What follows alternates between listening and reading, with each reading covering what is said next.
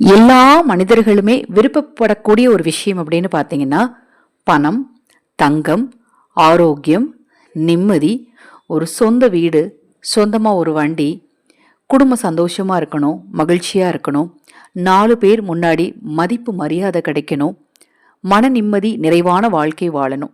இதாக தான் கண்டிப்பாக இருக்கும். நிறைய பேருக்கு இது எட்டா கனியாகவுமே கூட இருக்குது. என் வாழ்க்கையில் இதெல்லாம் நடக்குமா? என் வாழ்க்கையில் நான் நினச்ச மாதிரி என் திருமண வாழ்க்கை அமையுமா?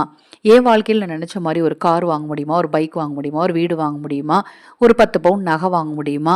என்னால் பணம் சேர்த்து வைக்க முடியுமா? என்னுடைய அடுத்த தலைமுறைக்கு தேவையான சொத்து வசதிகளை என்னால் ஏற்படுத்தி கொடுக்க முடியுமா? அப்படிங்கிறதெல்லாம் சிந்தனையில் ஓடிக்கிட்டே இருக்கும். இப்போ நான் சொன்ன விஷயத்தில் ஏதாவது ஒன்று ரெண்டு ஒரு சிலருக்கு இருக்கலாம், ஒன்று ரெண்டு ஒரு சிலருக்கு இருக்காமல் இருக்கலாம்.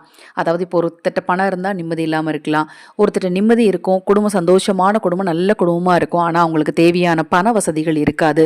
பொருளாதார ரீதியான பிரச்சனைகள் வரும்போது பார்த்தீங்க அப்படின்னா மன நிம்மதி இல்லாமல் தவிப்பாங்க. இது மாதிரி ஏதாவது ஒரு விஷயத்தால் ஏதாவது ஒன்று விடுபட்டு போகும். அதனால் ஏற்படக்கூடிய பாதிப்புகள் பார்த்தீங்க அப்படின்னா கடைசியாக நிற்கக்கூடியது மன ரீதியான பிரச்சனைகளில் தான் நிற்கும். இப்போ நான் சொல்லக்கூடிய விஷயம் உங்களுக்கு பணத்தையும் எடுத்து கொடுக்கும், உங்கள் மன நிம்மதியும் உங்களுக்கு நிச்சயமாக கொடுக்குங்க. அதுக்கு நீங்கள் தினம்தோறும் இந்த பரிகாரத்தை ரொம்ப எளிமையான விஷயத்தை, பரிகாரம்னு சொல்லக்கூடாது, ரொம்ப எளிமையான இந்த விஷயத்தை நீங்கள் உங்கள் வாழ்க்கையில் செஞ்சீங்கனாலே போதும். கண்டிப்பாக உங்கள் வாழ்க்கையில் மாற்றம் என்பது நிச்சயமாக உண்டாகும். மாற்றம் அப்படிங்கிறது நம்ம வாழ்க்கையில் வரணும் அப்படின்னா அதற்கான முயற்சியும் நம்பிக்கையும் ரொம்ப அவசியங்க. எதை செஞ்சாலும் நம்பிக்கையோடு செய்யுங்க.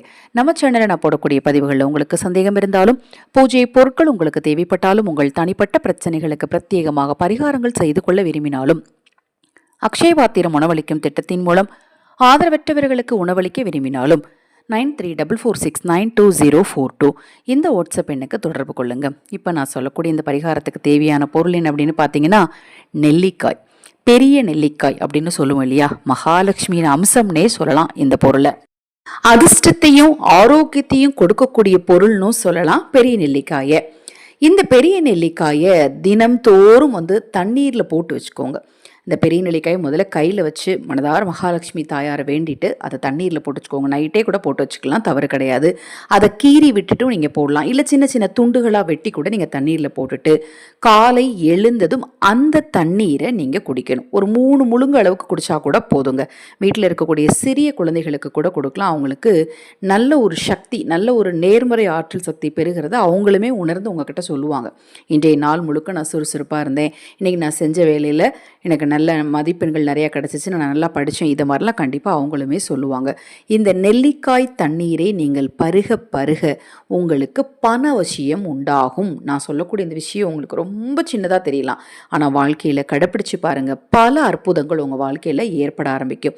இன்றைக்கி ஆரம்பிக்கணுமா, நாளைக்கு ஆரம்பிக்கணுமா, அதெல்லாம் கிடையாதுங்க. எப்போனாலும் நீங்கள் ஆரம்பிக்கலாம், எவ்வளவு நாள்னாலும் இதை நீங்கள் தாராளமாக செய்யலாம். அதற்கான பலன் உங்களுக்கு நிச்சயமாக கிடைக்குங்க. இப்போ நான் சொன்ன தகவல் ஏதாவது சந்தேகம் இருந்தால் வாட்ஸ்அப்பில் கேளுங்க. நெல்லிக்காயை தண்ணீரில் ஊற போட போகிறீங்க, அந்த தண்ணீரை காலை குடிக்க போகிறீங்க, அவ்வளவே தான்.